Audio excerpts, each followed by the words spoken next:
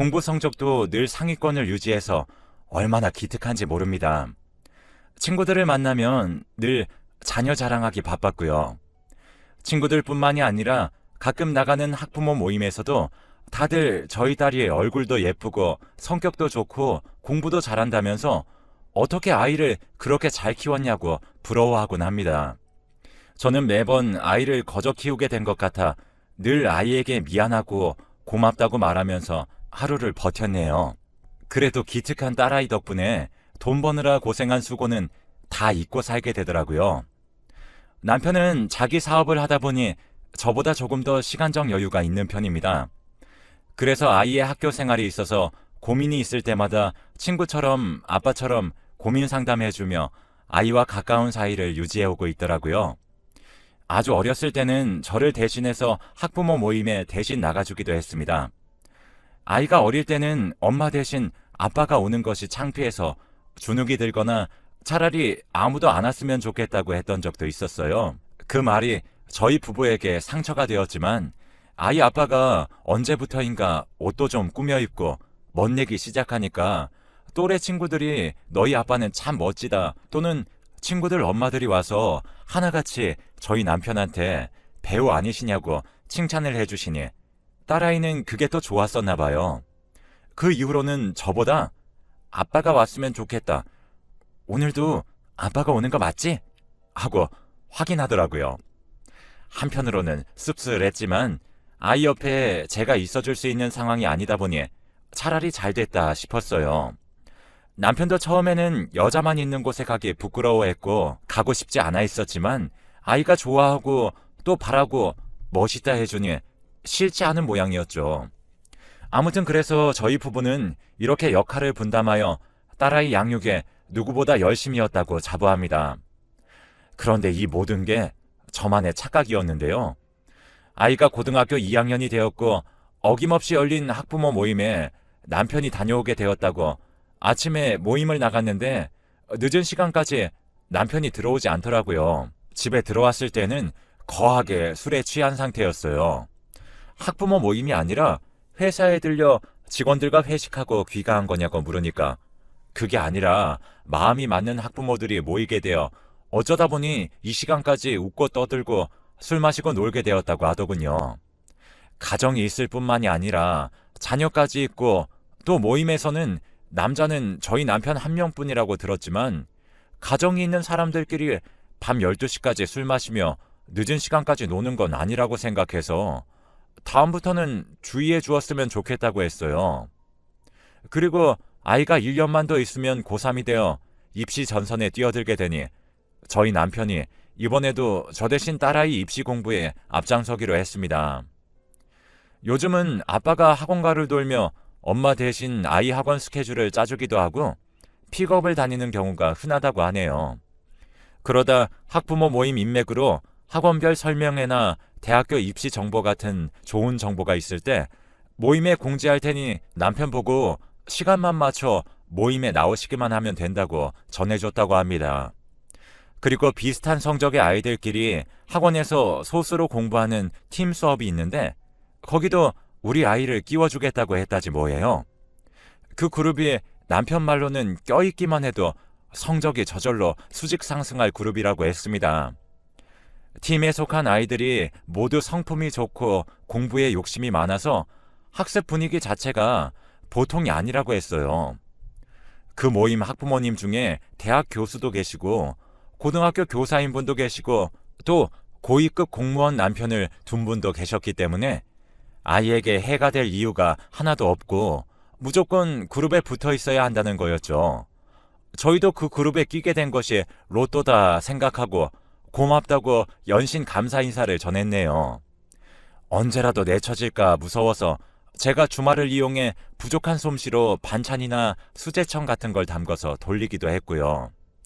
남편은 뭐 이런 걸 하냐고 유난이라고 했지만 저는 딸아이가 그룹에서 떨어질까 늘 조마조마했습니다. 그런데 제가 찝찝한 건 모임을 핑계로 야간 팀 수업까지 마치고 오는 아이보다 남편의 귀가가 훨씬 더 늦어지고 있다는 부분이에요. 남편이 걱정이 돼서 전화를 하면 늘 주변이 시끄럽고 주변 엄마들이 지혜 엄마, 걱정 마요. 우리랑 다 같이 있으니까요. 하면서 전화를 받아주는데 어디까지 믿고 늦게까지 놀아라 해야 하는지 저는 고민이 되기 시작했고 또 주말에는 남편 얼굴 보기가 너무 어려웠어요. 남편은 주말에도 딸아이 학원 식사 시간마다 밥을 챙겨줘야 하고 다른 학원으로 이동시켜줘야 한다는 이유였지만 하루는 아이가 집에 왔는데 남편은 아이를 기다리느라 집에 늦게 들어온다고 하는 거 아니겠어요? 딸 집에 왔다고 하니 서로 길이 엇갈린 것 같다고 말을 버벅거리는데 그때부터 뭔가 미심쩍기 시작했습니다. 슬슬 의심이 들기 시작해서 남편이 잠에 푹 빠져 있을 때 몰래 남편 핸드폰을 염탐하기 시작했어요. 하지만 업무 이야기랑 학부모 단톡방에는 정말로 입시 이야기뿐이었고 다른 건 아무것도 없더라고요. 저는 남편을 괜히 의심한 건가 미안한 마음이 들었습니다. 분기가 달라지며 남편이 회사 워크숍을 다녀와야겠다고 하길래 얼마나 가냐고 물으니 3박 4일 제주도로 다녀온다고 해서 제가 손수 짐도 다 싸줬어요. 옷가지 몇 개랑 호텔방을 간다 해도 꼭 필요한 생필품 같은 것들 있잖아요.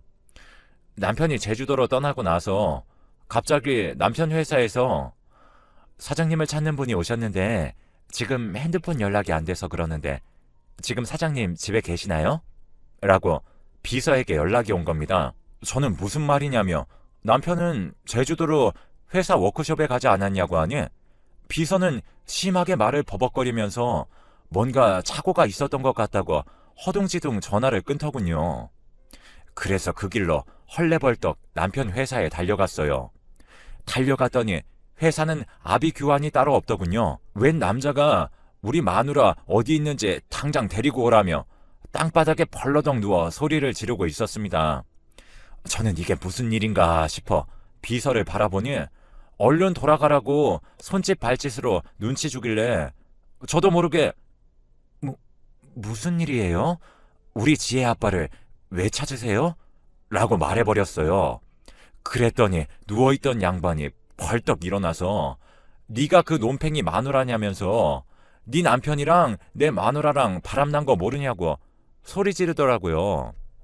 저는 무슨 영문인지 도통 모르겠다고 하니 핸드폰에 저화질로 찍힌 사진이었지만 누가 봐도 분명히 저희 남편과 어떤 여자가 사진이 찍혀 있었습니다. 너무도 뻔뻔해 참을 수 없는 분노가 일어났습니다. 하지만 분노도 잠깐이었죠. 이 모든 걸 제가 인정하면 끝도 없는 밑바닥으로 추락할 게 뻔했기 때문에 저는 남편의 외도를 부정했습니다. 회사에 찾아온 남자에게 우리 남편은 그럴 사람 아니라고 그냥 학부모 모임에서 유독 친하기 때문에 사진도 찍고 놀러 다닌 거 아니냐고 하니 멍청한 여편네라고 저에게 손가락질을 하더군요. 이 사무실 안에서 지금 당신만 모르고 있다면서요. 아니나 다를까 비서뿐만 아니라 다른 직원들 모두 제 눈을 피하는 게 저는 남편의 외도 사실을 인정해야 했습니다. 그 남자 말에 의하면 둘은 함께 살고 싶다며 이미 이혼을 요구했대요. 제 남편은 기회를 엿보고 있는 거지 당신을 사랑하기 때문에 이혼 요구를 안 하고 있는 게 아니라고 하는데 억장이 무너지더라고요. 그 말을 듣자 저는 그 자리에 주저앉아 엉엉 울고 말았어요. 그때 마침 남편에게 전화가 왔지만 받지 않았고 그러자 바로 문자가 오더군요. 너무 사랑한다고요. 제주도의 아름다운 풍경을 보니 제 생각이 났다고 합니다. 그 남자와 회사 직원들에게 부탁했어요. 일단은 아무것도 모르는 척 남편이 어떻게 나오나 보고 싶다면서 일단 남편에게는 내가 이 사실을 안다는 것을 숨겨달라고 부탁했죠. 다들 그 자리에서 알았다고 하길래 우선 회사를 걸어 나왔습니다. 어떻게 해야 할지 눈앞이 캄캄하더군요. 애 아빠는 워크숍을 핑계로 3박 4일 동안 여자와 함께 제주도 여행을 갔지만 저는 딸아이와 둘이서 밤을 보내야 했기 때문에 더 암담했어요.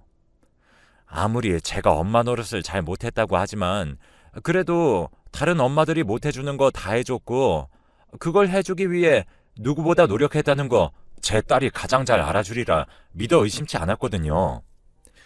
예정보다 훨씬 빠르게 남편이 집에 왔습니다. 남편은 집안에 바로 들어오지 못하고 문 밖에 서서 딸아이에게 오늘은 친구네 가서 자는 게 좋을 것 같다고 권유하며 우는 딸아이를 달래는 걸 방 안에 누워 가만히 듣고만 있었네요. 아이가 가자마자 안방에 들어온 남편은 저보고 앉아보라며 할 말이 있다고 세상 따뜻하고 다정한 남편처럼 말하더군요. 어디 변명이라면 한번 해보라고, 변명을 해도 날 설득시키지 못할 거면 지금이라도 당장 잘못했다고 넙죽 엎드려서 싹싹 비는 게 좋을 거라고 하니까 남편은 지금은 대화가 안 통하겠구나, 무슨 말을 해도 내 말을 믿어주지 않을 텐데 분노만 가득한 저와 무슨 대화를 하겠냐며 오히려 저를 원망하는 게 아니겠어요. 전 어이가 없어서 아무 말도 못하고 남편을 가만히 쳐다만 봤는데 남편은 내일 저녁에 다시 올 테니 퇴근하면 바로 집으로 오라고 하더군요. 자기도 퇴근 시간에 맞춰 집에 올 테니 늦지 말라고 했고 남편이 저한테 겁을 주는 겁니다. 남편이 밖에 나가고 평소 남편과 친하게 지내는 친구에게 전화를 걸었어요. 제가 아무런 말도 안 하고 있자 이상하다 느꼈는지 친구가 재수씨 하더군요. 수화기 너머로 남편이 뭐해? 하는 소리가 들렸습니다. 저는 나중에 다시 전화 걸게요 하고 황급히 끊었는데 남편이 바람이 나서 제주도를 함께 간 사람은 그 아이의 엄마였죠. 그런데 남편 친구는 마치 두 사람이 동일 인물인 것처럼 말하는데 저만의 착각이고 과대망상인가요? 어디 물어볼 데도 없고 따질 데도 없어서 눈만 굴리고 있을 때였습니다. 그때 수영이 엄마한테서 전화가 오더군요. 다 자기 잘못이라고 하면서 저희 남편은 아무 잘못 없대요. 제 남편 외모에 반해서 꼬신 것도 자기고 이혼하자고 꼬드긴 것도 자신이 맞지만 제 남편은 한 번도 저를 버리고 이혼하겠다 한 적은 없다더군요. 저랑 평생을 살 것이라고 했대요. 그렇게 제 남편이 본인 딸도 아껴주겠다고 하니 일이 바쁘다고 가정에 소홀하는 자기 남편과 비교되면서 제 남편한테 더욱 끌렸다고 합니다. 하지만 이제 모두 다 알게 되었고 자기는 아이들에게 부끄러워 그만 만나는 게 맞는 것 같아 자기가 책임지고 정리하겠으니 제 남편을 너무 몰아붙이지도 말고 예전처럼 지내기 힘들겠지만 한 번만 용서해 주라고 하더군요. 그 상간녀 부부도 이번 일로 인해 부부의 신뢰가 깨졌지만 그래도 아이가 있으니 이혼은 하지 않고 잘 지내보기로 했대요. 그 말을 듣고는 어이가 없었죠. 솔직히 저에게도 뾰족한 수는 없었습니다. 그 여자 말처럼 여자가 작정하고 꼬시는데 어떤 남자가 안 넘어가겠어요. 막말로 제가 내조에 소홀했기 때문에 남편이 더 쉽게 마음을 준 것 같기도 하고 제가 집에서 살림만 했다면 남편이 이깟 일에 흔들릴 일도 없었겠다 싶었고 불륜 때문에 이혼을 하게 되면 친구들이나 직장 동료들이 저를 애처롭게 쳐다보고 인생 패배자라는 낙인이 찍힐 것 같아 두려워서 남편을 한 번만, 딱 한 번만 용서하기로 했습니다. 그렇게 다음날 저녁 남편과 대화를 했고 서로 잊고 잘 지내보자 하였지만 그게 사람 마음 먹는 대로 잘 잊혀지고 제 마음이 평온해질까요? 제 마음은 몇 번이나 들끓었고 하루에도 몇 번씩 눈물이 나서 일에 집중할 수가 없었습니다. 남아있는 연월차 다 끌어다 일주일만 쉬게 해달라고 하니 제 몰골을 보고 회사에서는 무슨 일이 있는지 물어보는 것조차 실례라고 생각했는지 그저 어서 집에 가서 일주일 푹 쉬고 오라고 하더군요.